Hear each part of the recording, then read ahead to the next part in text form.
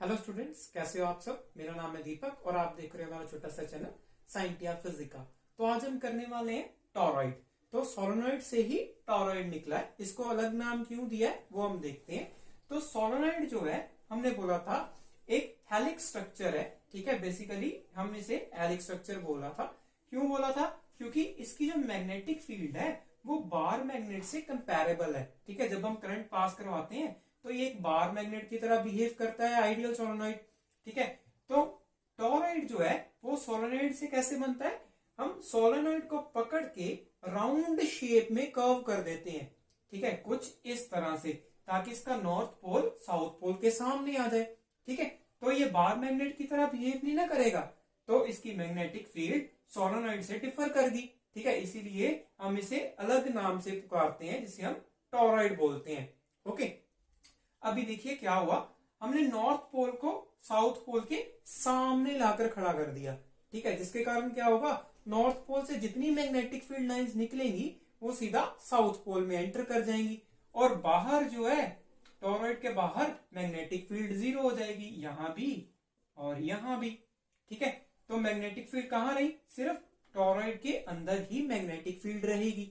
किस फॉर्म में? Circular form में, ठीक है, क्योंकि ये सर्कुलर सिलेंडर के अराउंड लिपटा हुआ है, ठीक है। तो जो मैग्नेटिक फील्ड होगी वो भी कुछ सर्कुलर फॉर्म में होगी, ठीक है। तो हमें पता चल गया मैग्नेटिक फील्ड किस फॉर्म में है, ठीक है। तो हम आइडियल टॉरॉइड की मैग्नेटिक फील्ड निकालेंगे, ठीक है। That is magnetic field due to ideal toroid. Okay, तो मैग्नेटिक फील्ड कैसे निकालते हैं? हमने सोलेनॉइड में कैसे निकाली थी? हमने इसका 2 डायमेंशनल स्ट्रक्चर बना लिया था। तो ये मेरे पास इस टॉरॉइड का 2 डायमेंशनल स्ट्रक्चर है। तो आपको पता है कैसे बनाते हैं? इसकी एजेस दिखेंगी ना आपको, जब आप 3D में देखोगे तो प्लेन में आपको क्या दिखता है? सिर्फ 2 पॉइंट्स ही तो दिखते हैं, ये और ये पॉइंट, ठीक है। तो मैंने क्या किया, इन दोनों पॉइंट्स को ले लिया।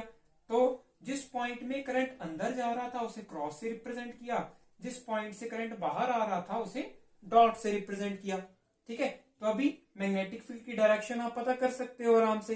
तो कैसे पता करते थे? राइट हैंड रूल से पता करते थे, ठीक है। तो मैं क्या करूंगा, फिंगर्स को कर्ल करूंगा इन करंट की डायरेक्शन में, ठीक है। तो यहां क्या जा रहा है? करंट अंदर जा रहा है, तो ऐसे कर लूंगी फिंगर्स कुछ इस तरह से, ठीक है। तो ऐसे अगर कर लूंगी फिंगर्स तो मैग्नेटिक फील्ड कैसा होगा? ऐसा होगा, मतलब मैग्नेटिक फील्ड कुछ एंटी क्लॉकवाइज होगा यहाँ पे, ठीक है। तो एंटी क्लॉकवाइज मैग्नेटिक फील्ड बन जाएगा अंदर।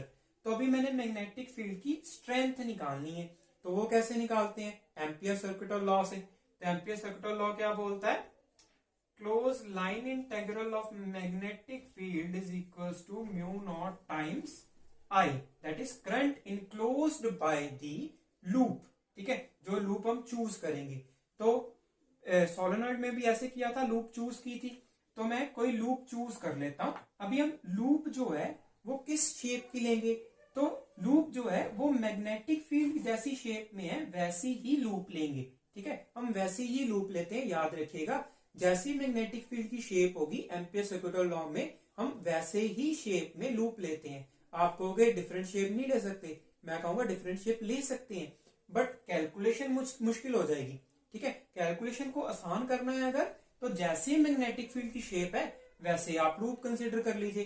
तो यहाँ सर्कुलर है शेप, तो मैं सर्कुलर शेप में ही अपनी लूप कंसीडर कर लेता हूं, और मान लेता हूं इसका जो रेडियस है वो आर है, ठीक है। तो आर रेडियस है, तो यहां पे मैं क्या करूंगा, B D L cos of theta is equals to mu naught I dash. अभी मुझे इसे सॉल्व करना है, तो b जो है वो कांस्टेंट है, तो इंटेग्रल से बाहर आ जाएगा, अंदर क्या रह गया? dl।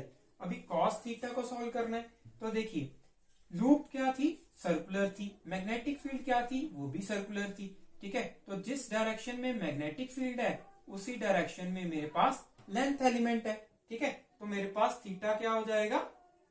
0 डिग्री, और cos 0 डिग्री क्या हो जाएगा? 1, ठीक है। तो ये मेरे पास इंटेग्रल सॉल्व हो गई, और यहाँ पे क्या आएगा? Mu not times I dash. I, तो यहाँ पे आई डैश क्या है? आई डैश बता रहा है कि जो लूप है वो कितना करंट इनक्लोज कर रही है। ठीक है, तो वो कैसे निकालेंगे, जैसे हमने सोलेनॉइड में निकाला था। सोलेनॉइड में कैसे निकाला था कि हमने देख लिया था कि पर यूनिट लेंथ में कितनी टर्न्स आ रही हैं। तो मैं मान लेता हूं n जो टर्न्स हैं वो पर यूनिट लेंथ में आ रही हैं। तो एक यूनिट लेंथ में अगर n टर्न्स आ रही हैं, ठीक है, तो पूरी लेंथ में कितनी टर्न्स आएंगी। तो पूरी लेंथ कैसे निकालते हैं, सर्कमफ्रेंस ऑफ द सर्कल। तो सर्कमफ्रेंस क्या आएगा, 2 पाई r। तो यहाँ पे कितनी टर्न्स आ जाएंगी, that is 2 pi r times n। तो इतनी टर्न्स आ गई। तो हर टर्न में आई करंट है, यहाँ पे देखिए आई करंट पास कर रहा है, तो हर टर्न्स में आई करंट होगा। तो अगर मैं इसे आई से मल्टीप्लाई कर दूं तो मुझे पता चल जाएगा कि कितना करंट जो है वो लूप इनक्लोज कर रही है। तो यहाँ पे क्या आ जाएगा, 2 पाई आर एन आई।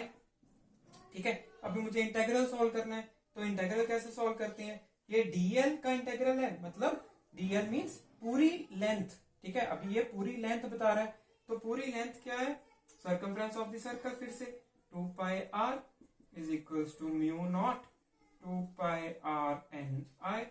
तो यहाँ पे मैग्नेटिक फील्ड क्या आ गई, mu nought n I. Okay, तो अगर आपको कोई यहाँ पे क्वेरी है तो आप मुझे कमेंट सेक्शन में पूछ सकते हैं, और कोई सुजेशन है वो भी आप मुझे कमेंट सेक्शन में दे सकते हैं। Thank you.